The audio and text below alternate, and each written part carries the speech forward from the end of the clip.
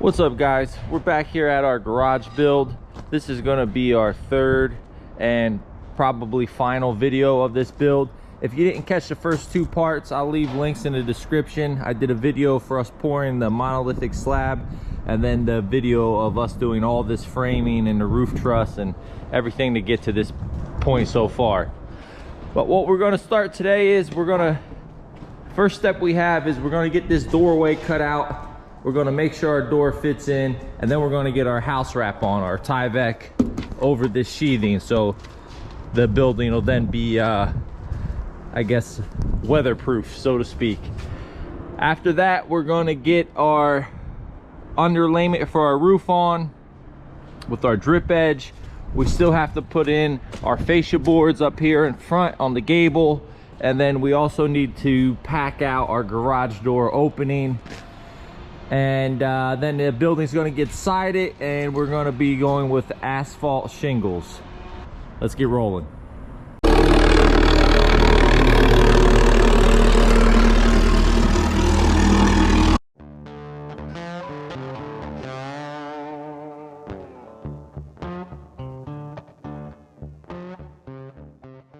Did a quick test fit with the door. It looks good, so we're going to go ahead and get our tyvek on.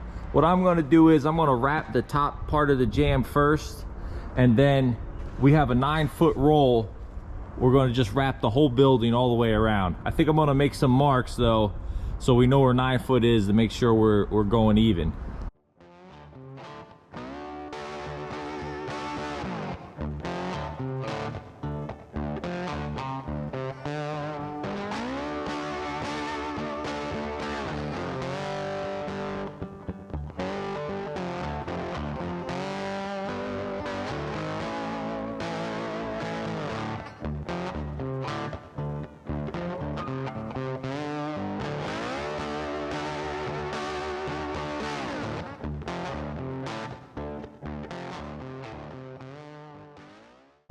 What we need to do, this is a pre-hung door, and the way these are designed is they had these tabs, and they're made for putting in a concrete wall, like a block wall. We cut all the tabs off, but normally you just bend these out and put it in the course of the block, in between the courses of the block, and then you pack it all in with mortar.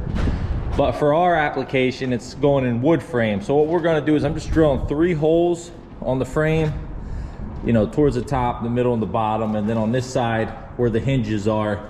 And then I'm going to use these timber locks with washers to go in. These will end up going in.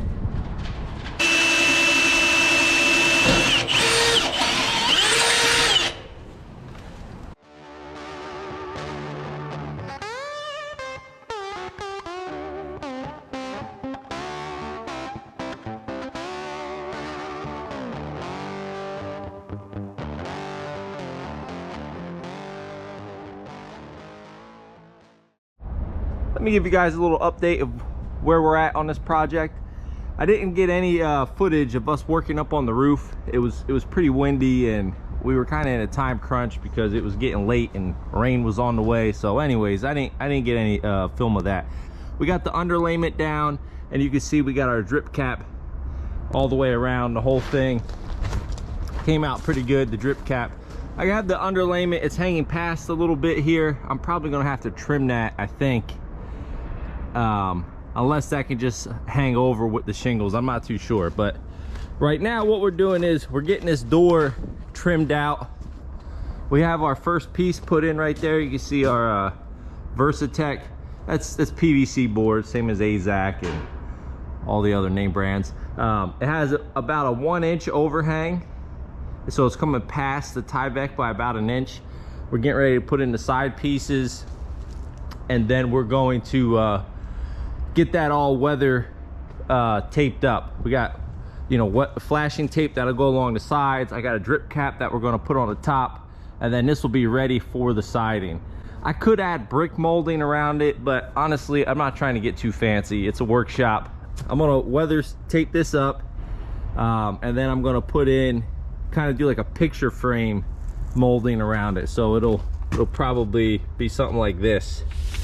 you know, I guess I just have to watch this hinge, so maybe I'll be in like an inch from the edge, and it'll just be right here all the way around, picture framed out, and then with a drip cap on top.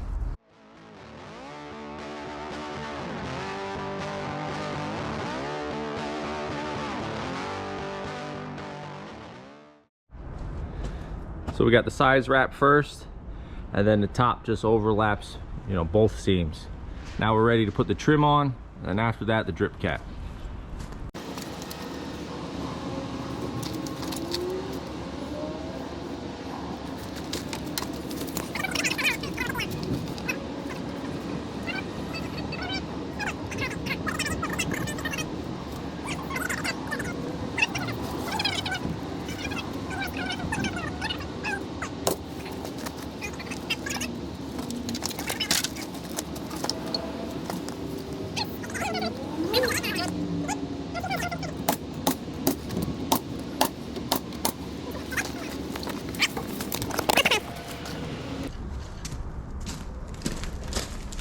So I'm just using a brad nailer to basically get the board in place, and then I'm going to go back and put in some white Trek screws.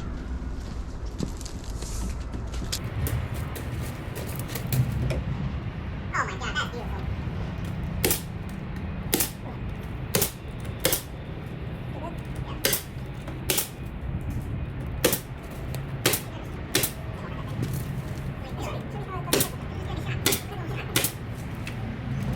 All right, I'll show you guys what I was talking about earlier. So the J channel, see that? It's going to just butt up right against it, this is pretty good. I think that's good.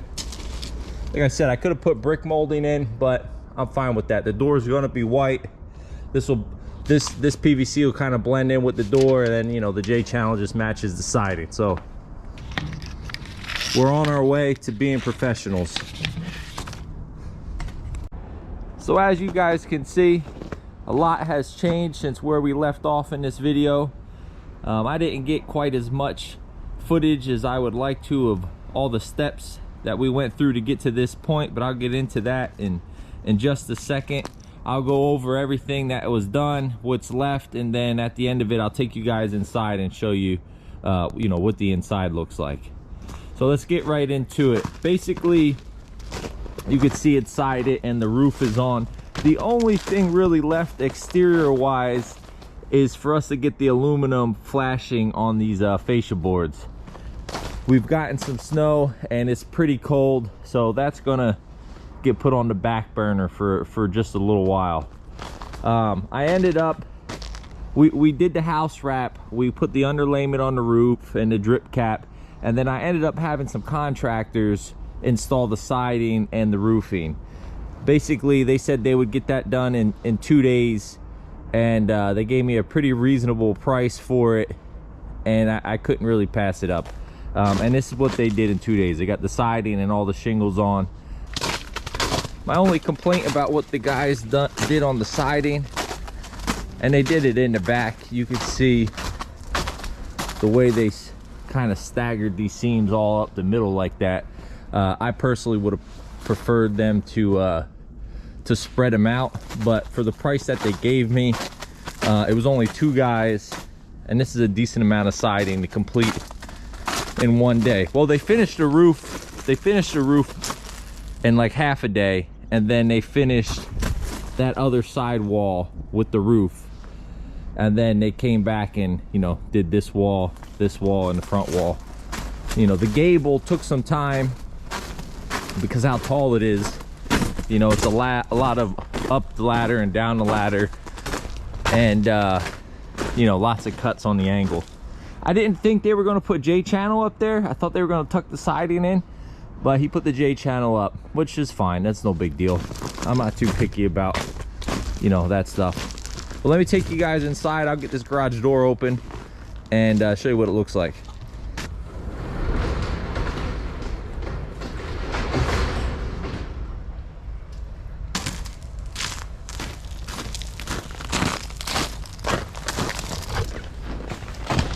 You can see the garage, I'm already making a mess. That's the cutting edge off the bucket for the Bobcat. I not to get too sidetracked here, I had to do some snow removal because of the snow we got, and I used this guard.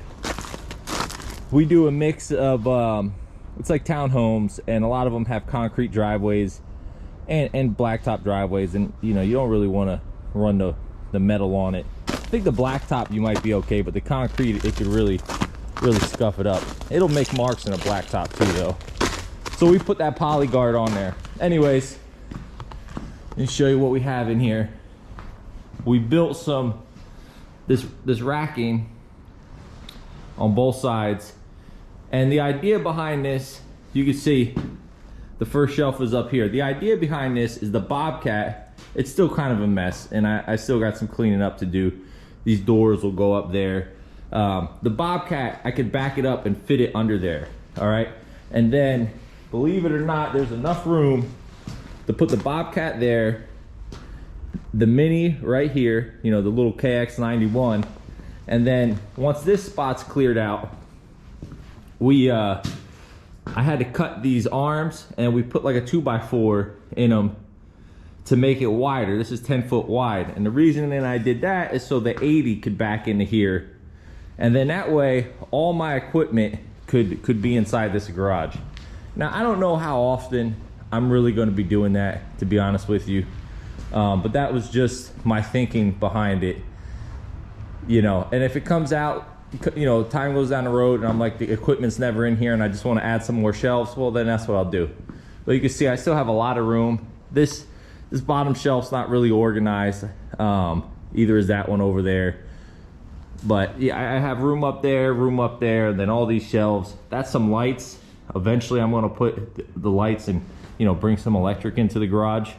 Let me show you this door. They did a good job. These guys came in, it was 2 guys, and they installed this in like half a day. I was like, man, I probably could have did this myself, but you know, what are you gonna do? I don't have a lot of experience with garage doors. Well, let me take that back. I have one experience with garage doors, and it was a bad experience. Back when I was like early 20s, the job I was working at, the garage door wasn't lifting up all the way, and I had no idea how much tension was in one of those springs up there. I went up there and just like twisted the spring around, moved it back and forth. I was like, oh, this is not bad, it's too loose. I was like, the spring just needs to be tightened up. I didn't know they make a special tool for tightening that. So I get up there with an Allen wrench, or 2 Allen wrenches, you know, that has an Allen set screw in it, and I start taking the screw out, thinking I'm just gonna tighten the spring and then tighten the screw back up. Well, anyways, I got that set screw out to a certain distance, and that thing spun around like 1,000 times and split my hand wide open. I ended up having to get stitches. I think I still have to, probably could still see the scar here. Yeah, right there. And it came around, yeah, across my finger right there. The doctor said I was lucky I didn't lose my middle finger, which I think might have been a little dramatic. It was only an Allen key, but it spun around pretty fast. Anyways, I don't have any experience with the garage doors other than that, so that's why I hired a company to do it. But after seeing them doing it and knowing what I know today, I probably could have put it up. Not as fast as they did, but I probably could have did it. Eventually, when I bring electric in here, I may add you know, an automatic opener for this. I looked up the motors. They're like 800 bucks, I think. And I think it's pretty simple to put it in. You just got to put a chain somewhere. But otherwise, thanks for watching, guys. Stay tuned. I have some big jobs coming up. I have a house demolition, a retaining wall, and a couple other things. Obviously, we want to, hopefully this will melt soon before we get into that stuff. But I could do the house demolition with this. That's no big deal. But the retaining wall I would hold off for, at least for the snow to melt a little bit. And I also got to get this stuff cleaned up. That's dirt from the footings. I got to get out of here. Pallets, some scrap metal, and some old blocks. But thanks for watching, and I'll catch you on the next one.